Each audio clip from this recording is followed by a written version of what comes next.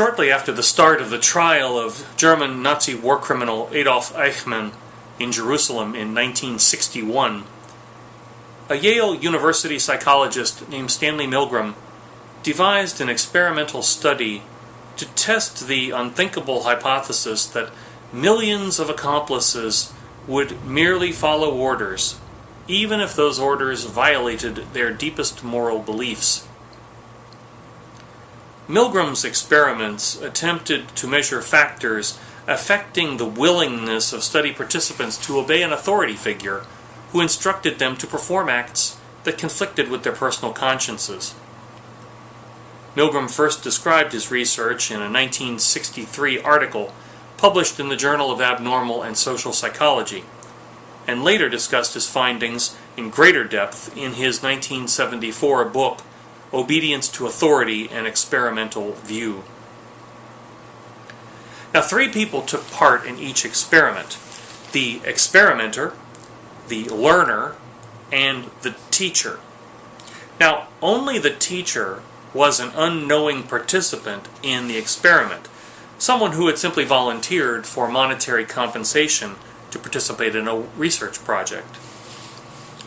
The role of the experimenter was played by a stern, impassive biology teacher dressed in a gray lab coat.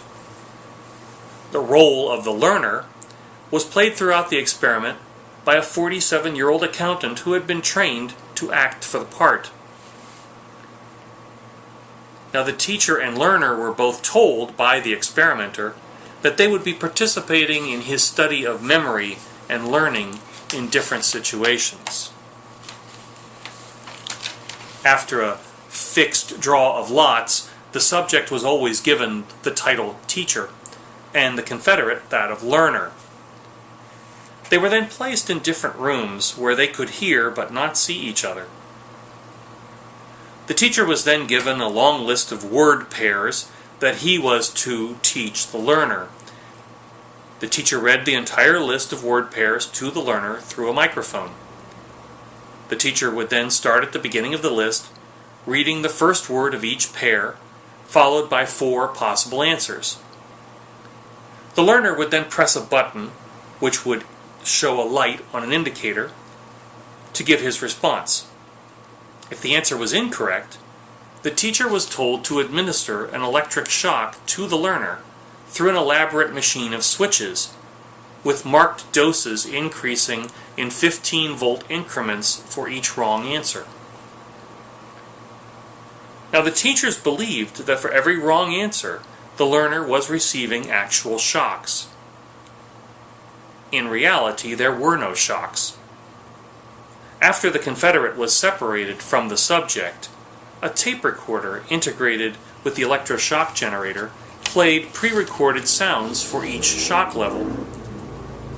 The tape played exclamations of pain, then verbal complaints about the pain, and further requests that the experiment be stopped. After a number of voltage increases, the actor would start to bang on the wall that separated him from the subject. Now, after several times of banging on the wall and complaining about the pain, even complaining about a possible heart condition, all responses from the learner would cease. Now, at this point, many of the teachers indicated their desire to stop the experiment and check on the well-being of the learner.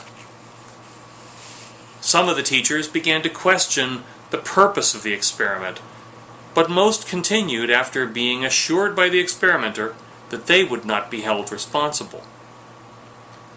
Sometimes the teachers would laugh nervously or exhibit other signs of extreme stress once they heard the exclamations of pain coming from beyond the barrier. Now, if at any time the teacher indicated a desire to halt the experimenter prodded with a succession of pre-planned verbal commands. Please continue. The experiment requires that you continue. It is absolutely essential that you continue. You have no other choice. You must go on. Now, if the subject teacher still wished to stop after all 4 of the successive verbal prods, then the experiment was ended. Otherwise, it was not halted until after the subject had given the maximum 450-volt shock 3 times in succession. In Milgram's first set of experiments, 63%, 26 out of 40 teachers, administered the final massive 450-volt shock. Now, at some point, every teacher paused and questioned the experiment. Some offered to refund the money that they had received for their participation.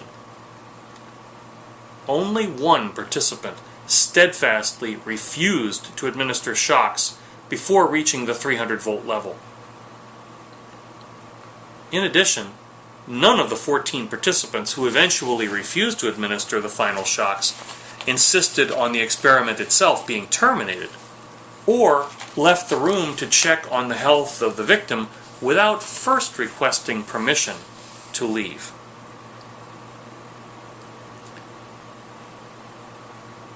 How do we interpret these bizarre findings?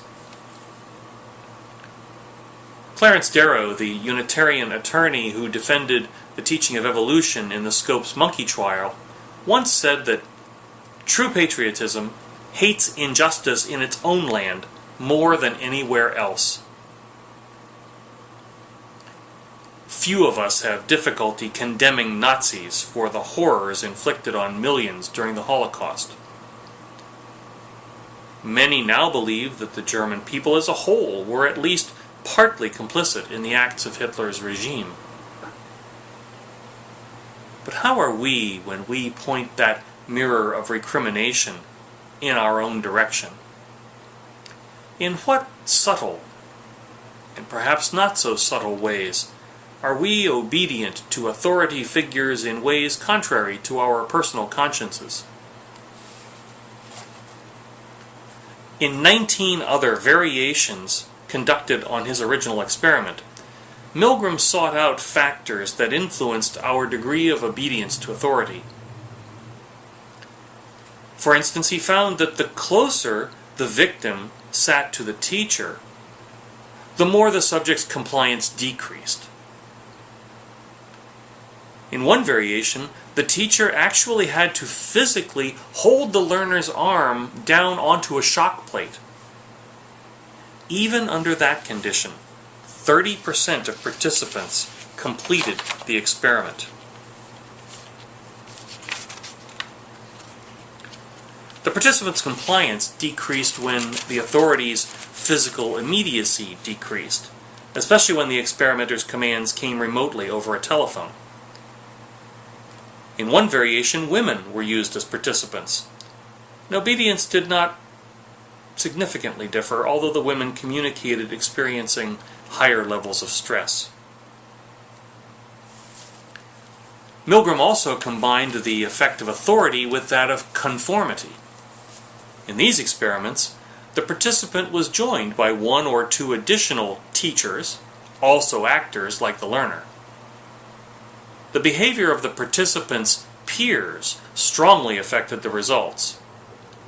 In one variation, when the 2 additional teachers refused to comply, only 4 of the 40 participants continued in the experiment.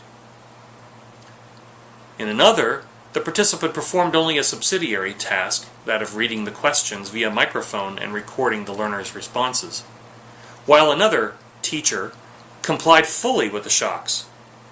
In that variation, 37 out of 40 continued with the experiment.